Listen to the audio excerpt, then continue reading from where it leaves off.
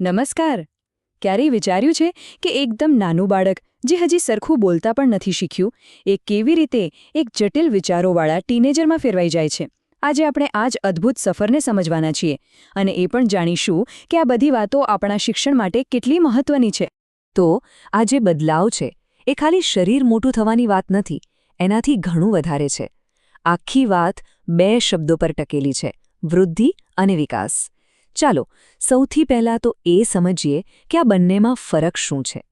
જો, વૃદ્ધિ એટલે એવી વસ્તુ જે આપણે માપી શકીએ, જેમ કે બાળક કેટલું ઊંચું થયું, એનું વજન કેટલું વધ્યું, આ બધું એને કહેવાય વૃદ્ધિ. પણ વિકાસ એ એના કરતાં ઘણી ઊંડી વાત છે.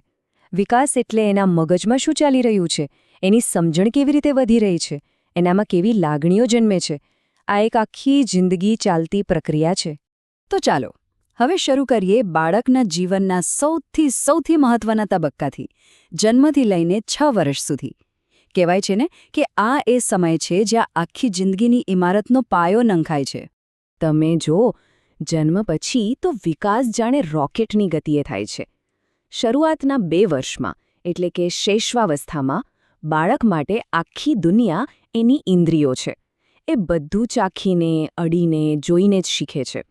અને પછી જેવો એ 2 વર્ષનો થાય એની જિજ્ઞાસાનો વિસ્ફોટ થાય છે. બસ બધું જાણવું છે અને ભાષા પણ કેટલી ઝડપથી શીખવા માંડે છે. આના પર જાણીતા મનોવિજ્ઞાની જીન પિયાજે બહુ સરસ વાત કહી છે. એ કહે છે કે શરૂઆતમાં બાળક વિચારીને નથી સમજતું, પણ કંઈક કરીને સમજે છે. એના માટે કરવું એ જ સમજવું છે. અને પછી આવે છે એ ફેમસ સ્ટેજ. કેમ કેમ કેમ? આ સતત સવાલો ખાલી આપણને હેરાન કરવા માટે નથી હોતા. ના, એ તો એના મગજનો અવાજ છે, જે દુનિયાને સમજવા માટે ફટાફટ પોતાનું એક ચિત્ર તૈયાર કરી રહ્યું છે. તો શિક્ષણ માટે આનો મતલબ શું? બહુ સીધો અને સાદો. આ ઉંમરને રમકડાની અવસ્થા કહેવાય છે. અહીંયા ભણતર એટલે પાઠ્યપુસ્તકો નહીં. ભણતર એટલે રમત, વાર્તાઓ અને જાતજાતની પ્રવૃત્તિઓ. હકીકતમાં આ ઉંમરમાં રમત એ જ બાળકનું સૌથી ગંભીર કામ છે. ચાલો હવે થોડા મોટા થઈએ. હવે વાત કરીએ 6 થી 12 વર્ષના સમયગાળાની. આ એ ઉંમર છે જ્યારે બાળકની દુનિયા ઘરમાંથી બહાર નીકળીને સ્કૂલના ક્લાસરૂમ અને રમતના મેદાન સુધી ફેલાય છે. આ ઉંમરને ગેંગ એજ કે ટોળીની અવસ્થા પણ કહે છે. કેમ? કારણ કે હવે ફ્રેન્ડ્સ જ બધું છે. એનર્જી તો એટલી બધી હોય કે પૂછો જ નહીં. અને હા, એમના વિચારવામાં પણ એક મોટો બદલાવ આવે છે. હવે એ થોડું લોજિકલી વિચારવાનું શરૂ કરે છે. જીન પિયાજે અને મૂર્ત ક્રિયાત્મક અવસ્થા કહે છે.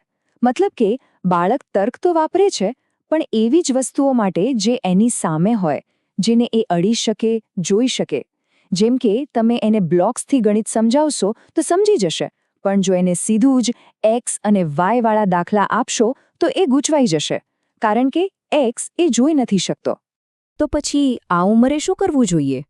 એમની જે આટલી બધી એનર્જી છે એને યોગ્ય દિશા આપવાની છે. કેવી રીતે? સ્પોર્ટ્સ, પ્રોજેક્ટ્સ અને એવી પ્રવૃત્તિઓ કરાવીને જેમાં એ જાતે કંઈક કરે. આ કરીને શીખવાની ઉંમર છે. અને હવે આપણે આવી પહોંચ્યા છીએ વિકાસના સૌથી જટિલ, સૌથી પડકારજનક અને સૌથી તોફાની તબક્કા પર. હા, વાત થઈ રહી છે કિશોરાવસ્થાની, એટલે કે 12 થી 18 વર્ષની ઉંમરની. આ એક એવો સમય છે જ્યારે બધું જ બદલાઈ રહ્યું હોય છે. શરીરમાં ઝડપી ફેરફારો આવે છે, જેને પ્યુબર્ટી કહીએ છીએ.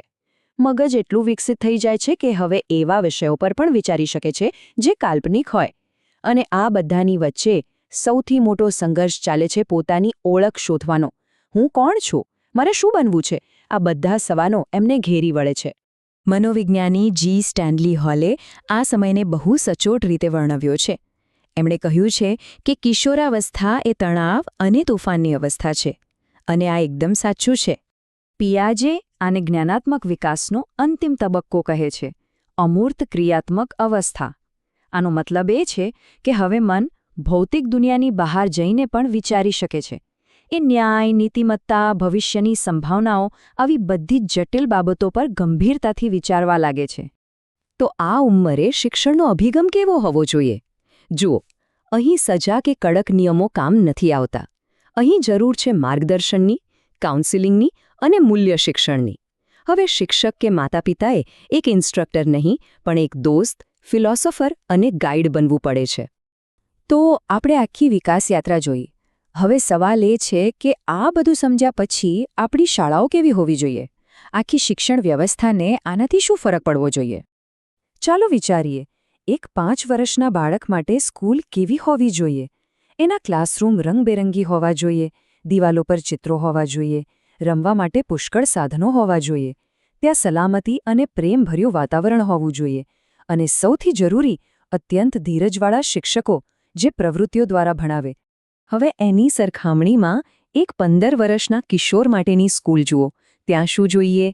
ત્યાં સાયન્સ લેબ અને મોટી લાઇબ્રેરી જોઈએ, મોટા રમતના મેદાન જોઈએ, એમની મૂંઝવણો દૂર કરવા માટે કાઉન્સેલિંગ સેવાઓ જોઈએ, અને શિક્ષકો એવા જોઈએ જે મેન્ટર બની શકે.